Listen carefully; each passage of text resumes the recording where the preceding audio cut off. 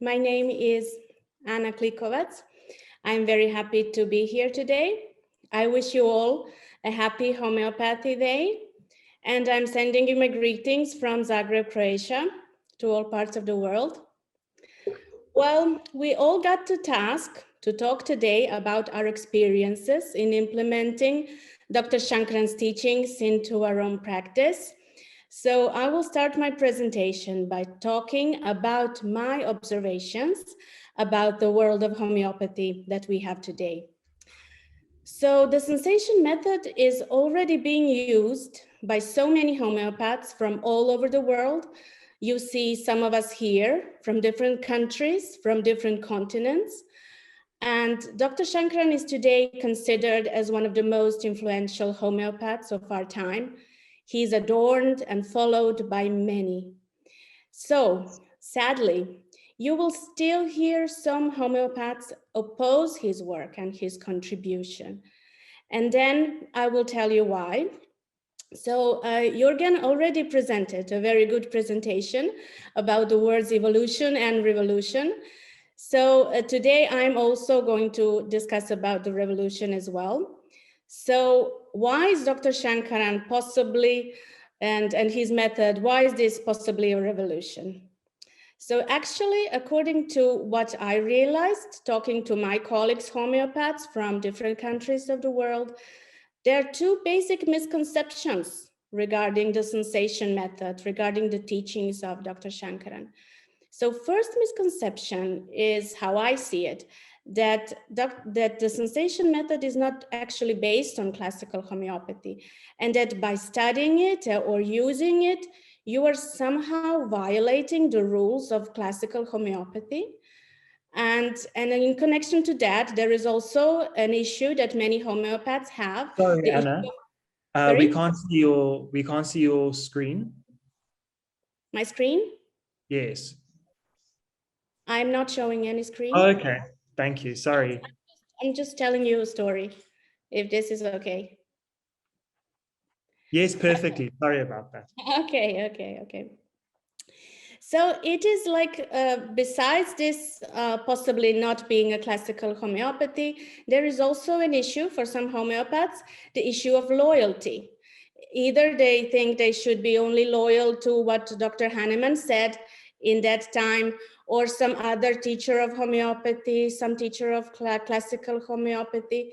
So, like if in the definition of being loyal, if you are loyal to one person, then you should not follow anything that somebody else has or says, you know, any new ideas or any new concepts of any modern teachers.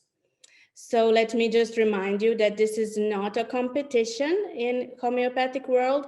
There is no need to feel this feeling of unloyalty if you wish to explore any new method like the sensation method. And sensation method is actually not a new method. It has been here for a while. So because the sensation method actually is based on classical homeopathy, and in a little bit, I will go into details about this. So let me first tell you a story about when in the time of Hahnemann, when he moved to Paris with his wife Melanie, there were two associations of homeopaths there in Paris at that time. So he was invited to join one of these two associations, and he decided to join one. So, and I'm reading about it in Dr. Hahnemann's biography. And then I'm wondering, okay, so now that, you know, Dr. Hahnemann, you know, decided to join this organization, and there are more homeopaths over there in the other organization, I was like wondering, how are those people not going there, and how come they're like divided and they're two separate institutions at that time? So I was really thinking, you know, is it possible that even you have the founder of this method in one organization and still you would not join his association? So this was unbelievable to me, and we still have this situation until today. Homeopaths sometimes can be divided, and it sometimes becomes a matter of do you believe in the sensation method or not, and or is it classical homeopathy or not? So this is all wrong. So you should explore any teaching available, because this is the only way that you are going to know which approach is going to bring you the best results with the clients. So, and then the best results are to bring rapid, gentle, and permanent results. So this is what Hahnemann wanted for us. So the other myth is that once you learn the sensation method, and it is possibly difficult to learn or to apply, you may need to only practice homeopathy in this way.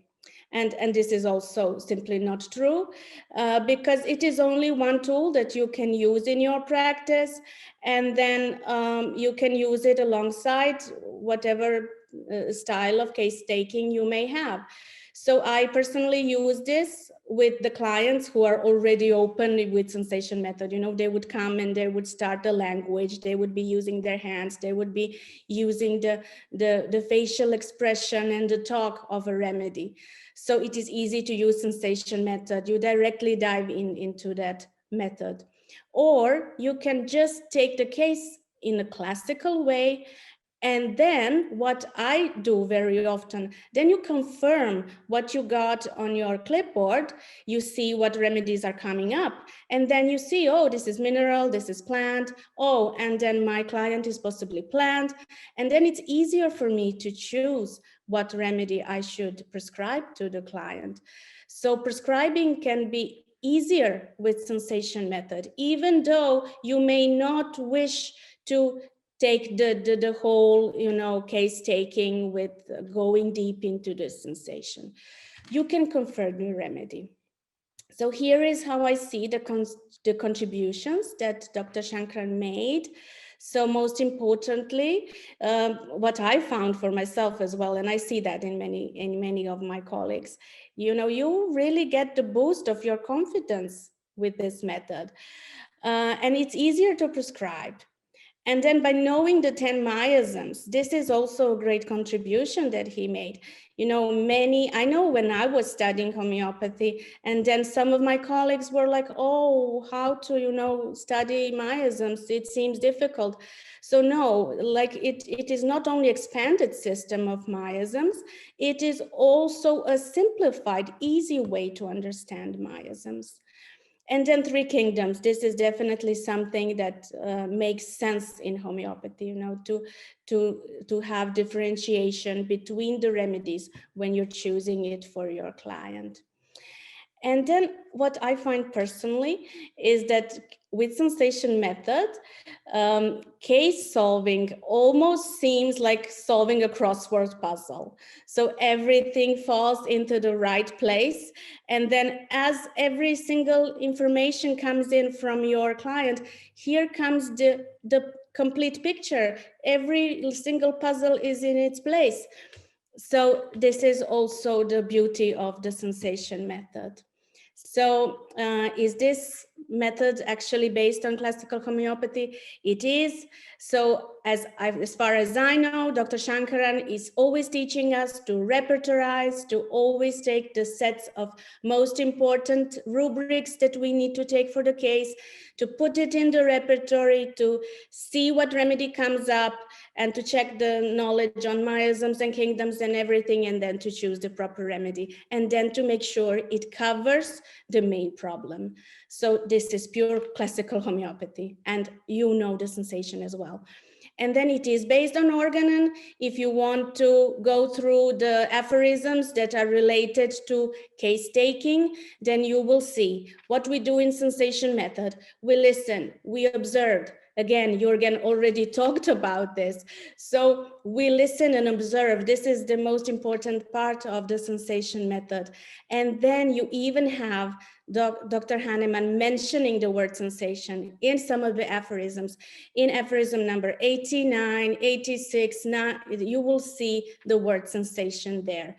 And he says, Dr. Hahnemann says, you need to rely that the patient will tell you the exact description of the sensation and what kind of pain he has. What is the exact sensation? So how is this different from organon or classical homeopathy? It is all the same. So to answer the question from the event title, is it an evolution? Of course it is. And why not embrace more approaches just because it is not set up by Hahnemann himself? But if you know anything about Dr. Hahnemann, then you know one thing. You know that he devoted his entire life to advancement of this method. If he would be still alive, we would have organ number 26. So he would continue to improve his method, but he's not with us today. So thankfully, we have Dr. Sankaran, who took this method to a higher level. So is it a revolution? Probably it is. Sensation method is a new modern concept in homeopathy. And when something new comes along, you know how people react. Some people would resist, cling to the old. We don't want to change. We don't want to study something new. So they refuse to learn. They refuse to read. They refuse to explore. And for example, there is an example from the history. What would happen if Dr. Herring refused to learn something new? He got the assignment to read Organon and then to actually prove that homeopathy is not working. But while reading Organon, what he found is that it is logical, it is working. He read it, he really tried it on himself, and then he became one of the best homeopaths of the past. So this is what we all need to do. So we need to test and try and learn and study. And then when you convince yourself that this is the good method, this is going to enrich your practice. So this is what happened to me as well. The same thing happened when I read Dr. Sankaran's book, The Sensation in Homeopathy. Everything made sense. I read this book from cover to cover. I was so amazed. Finally, I could say to myself, now you have the confidence to solve any case. So this is really something that changed my life and made me a better homeopath and a better person. So I am so thankful to Dr. Sankaran for his contributions, that he made it for us and for the generations to come.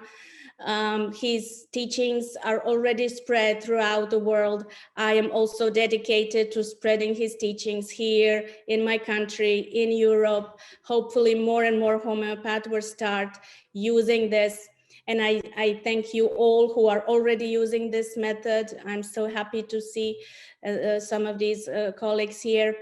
So, and also by what is also the contribution of Dr. Sankaran. And I think all of my colleagues here today are going to agree with me. He inspires you, and he inspires you to want to learn more and to grow as a person and to grow as a homeopath. And to end this session, I'm going to refer to 2 books by Dr. Sankaran. If you haven't read them already, do read them. So one of them is Dog Yogi Banjan Tree, where you will find Dr. Sankaran sharing a lot of stories from his personal and professional life. And the new book as well, From Shadow to Light. This is the most useful book where you can also enhance your case-taking skills. So these 2 books, they will help you to grow not as a homeopath, but also as a person as well. So I hope I managed to bring out some of these evolution and revolution themes. Thank you for listening. Thank you, Dr. Sankaran. Thank you, the other song, Magna, all my colleagues from India. And thank you for being inspiration to us so that we can bring these wonderful teachings here in the West.